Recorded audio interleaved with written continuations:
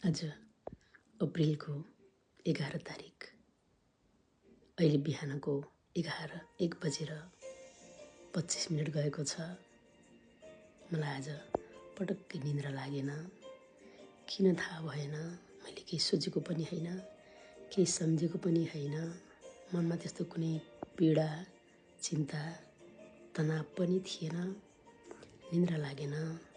उठेँ, घडी हेरेँ, रातको 1 बजेर 25 मिनट गएको रहेछ।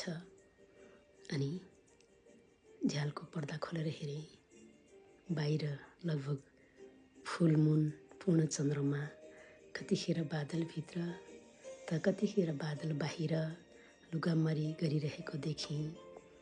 अनि वरिपरि सराउन्डिङमा हेरेँ, लगभग सबै सुनसान छ। सबैजना चिर निन्द्रामा हुनुहुन्छ। सबैजनाले मिठो मिठो सपना देखिराख्नु भएको होला, तर मलाई निन्द्रा परेन।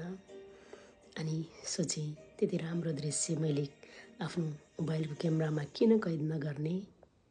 अनि थालेँ, सुरु गरेँ यो सुन्दर, यो मनोरम दृश्य आफ्नो मोबाइलको क्यामेरामा कैद गर्न। एकटक हेरिरहेँ चन्द्रमा कति छिटो दौडे जस्तो लागेको, कतिखेर बादलभित्र, कतिखेर बादल बाहिर। अनि बेला बेलामा ती बादलहरूले बनाउने विभिन्न दृश्यहरू, कतिखेर के जस्तो लाग्ने, कतिखेर कुनै चिज वस्तुको दृश्य बनाए जस्तो लाग्ने। कस्तो मनै आनन्दित भयो, खुसी लाग्यो। एकटक हेरिरहेँ, सोचिरहेँ अनि सम्झेँ हाम्रो जिन्दगी पनि त यस्तै हो नि। कतिखेर बादलभित्र त कतिखेर बादल बाहिर।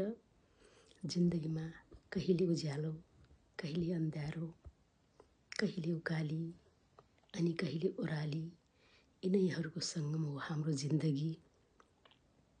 सोचेँ, जिन्दगीमा दुःख पर्यो, पीडा पर्यो, आपद पर्यो भनेर किन आत्तिनु। भगवानले सृष्टि गर्नुभएका हरेक मानव जाति, प्राणी जातिलाई सबैलाई सुख पनि छ, दुःख पनि छ। सबै कुराले परिपूर्ण कोही पनि छैन।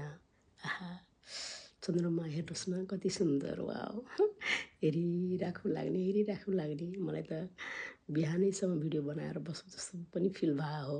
म त मोहित भएँ, म लोभिएँ यो दृश्य देखेर। अनि हजुरहरूलाई पनि सेयर गर्नुपर्छ भन्ने लाग्यो मलाई। अनि मैले सेयर गरेँ हजुरहरूसँग। हामीले स्कुलमा, विद्यालयमा पढ्दाखेरि चन्द्रमाले पृथ्वीलाई परिक्रमा गर्छ भन्ने पढेका थियौँ नि त। कति छिटो दौडे जस्तो लाग्ने, कति छिटो हिँडेको जस्तो लागेको चन्द्रमा हेर्नुहोस् न। वाउ, सुन्दर दृश्य, भगवानको सुन्दर सृष्टि। चन्द्रमा, पृथ्वी, आकाश, सूर्य, हामी सबै परमेश्वरका सुन्दर सृष्टि हौँ। जय होस्, जय होस्।